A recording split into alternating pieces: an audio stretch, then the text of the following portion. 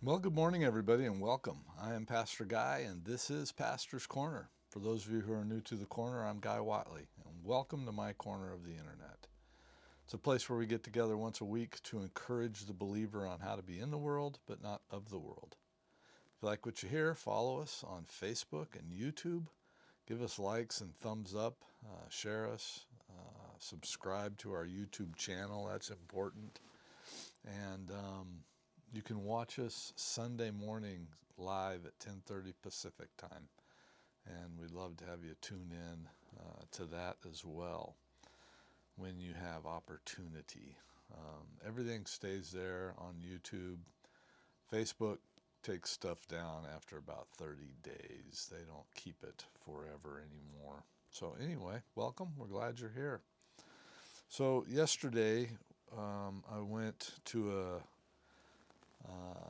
cookout, I guess, of pastors and wives in our association here in the Mid Columbia, and we get together. The pastors get together once a month, but we get together with our wives along once, a couple times a year. And this year we honored one of the pastors, and he is in his 90s, and he has been pastoring well north of 50 years, 60 years, I think, in the same church. And we honored him for many things. Each individual, each one of us pastors talked about him a little bit. Just wanted to say what he meant to us. And, the theme was the theme that we were asked to hone in on was, honor, because we wanted to honor him. And how that was played out, I think, from most of us, if not all of us, was his faithfulness in his life, in the things that he did, and the things that he exampled us, because he is and has been and will be an example to us of being faithful, of being a man who was called, who was appointed by God to proclaim the good news in a location, and he stayed. He didn't get itchy feet. He didn't succumb to the pressures of the world to move on, to move up, to move out. We live in a world of cut and run where people don't stick around. When things get difficult, when the road seems rough, we look for greener pastures. We look for something fresh, something new. We see it in the job market. We see it in the marriage rates, the divorce rates, whether in the church and out of the church. Those kinds of statistics are pretty consistent. And it's a tragedy. It is a tragedy because people are not faithful.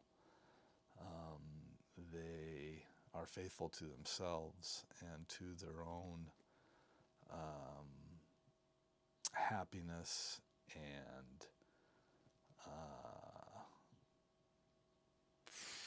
I don't know, tickling the bug to move, to not stay, to not deal with the the parts of life that we don't like, and so people move on. There's nothing inherently sinful about moving on, but there is certainly the reality of what we lose when we do that, when we cut and run, when stick it out. But because our God is faithful, he tends to walk with us in spite of us not doing what he would like us to do, or what he's called us to do. And with the pastor that we honored, things like his prayer life and how would you honor a prayer life? Well, he's been involved in what are called prayer summits, where godly men get together and spend a couple of days in prayer, various topics, subjects. He has been faithful in that. He has met faithfully with a group of pastors in the Dalles for decades, praying. And those pastors have all changed. The constant in that group has been George and his faithfulness to stay there. When I say pastors have all changed, because the churches that they served, they left and new ones come in. Our association, we had 9 churches when I got here. And there are 3 of us who have exceeded 20 plus years at the same church.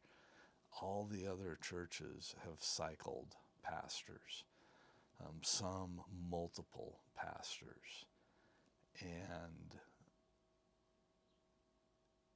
you see it. You see the results and the outcome of that. Not necessarily in numbers, but I think you see it in what God is doing in the lives of the people. You see how someone who like George remained faithful, and I mentioned faithfulness in prayer. He was or is, faithful in the ministries that he was involved with, children's ministries over the decades, a priority of children. He wasn't pastor of a large church with huge children's ministries, but he was involved with children's ministries through CEF and impacting the Gorge and the Mid-Columbia for Christ in that way.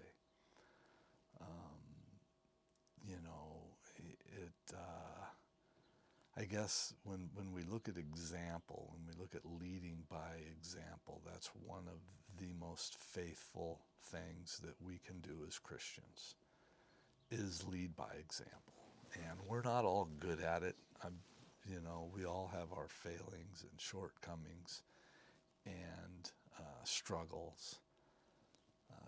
George would say that he did too over the decades. But when we persevere, when we strive to remain faithful to what God has called us to in the moment, we have our greatest impact for the kingdom and for his glory. And I think that was, the resounding message of what we saw yesterday as we honored him, was that it's rare. He's in rarefied air to remain faithful in spite of everything that comes our way and comes at us and attacks us and tries to upend us, to staying the course, staying the race, just putting your head down sometimes and grinding it out and remaining faithful to what God has called you to do and to where he has put you. Does that mean that if you drag up roots and go, that he's not going to bless you there? No, that doesn't mean that at all.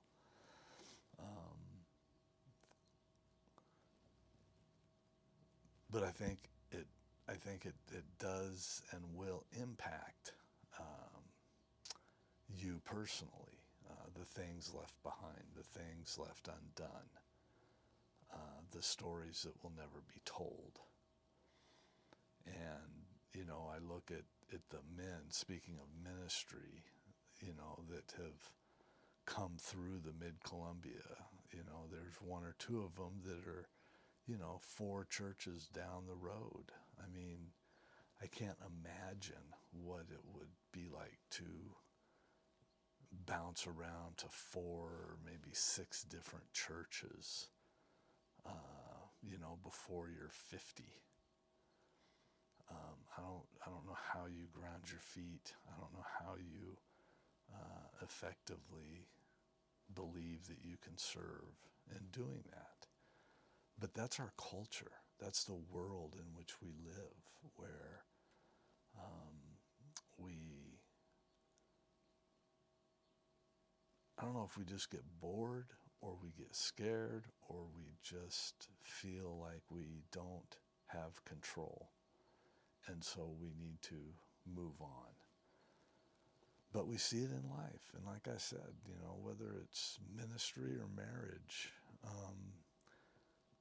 people struggle to be faithful.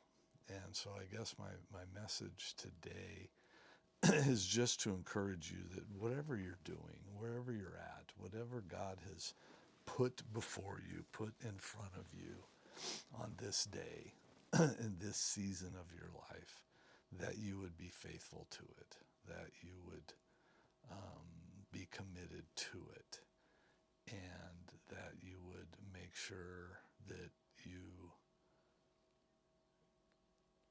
did it well as you could, given your circumstance. And that can be anything. It can be being a prayer warrior for people or whomever, to be consistent in that, to be consistently lifting people up in prayer. That is huge for God's kingdom. We need more of it. We require more of it in order to be successful. And so I guess I just want to encourage faithfulness and stick-to-itiveness, not trying to bail and get the first chance, because that's kind of what we do. And it's sad. So anyway, I'm Pastor Guy. I'm here in Condon, Oregon, Gillum County. We're surrounded by fires once again. They seem to be kind of getting a handle on them, but I'm sure there's much to do. A lot of wheat lost, and no lives and no occupied homes in our area that I know of. But that doesn't mean that it hasn't happened and I didn't hear about it. But anyway, be praying for Eastern Oregon. It is on fire.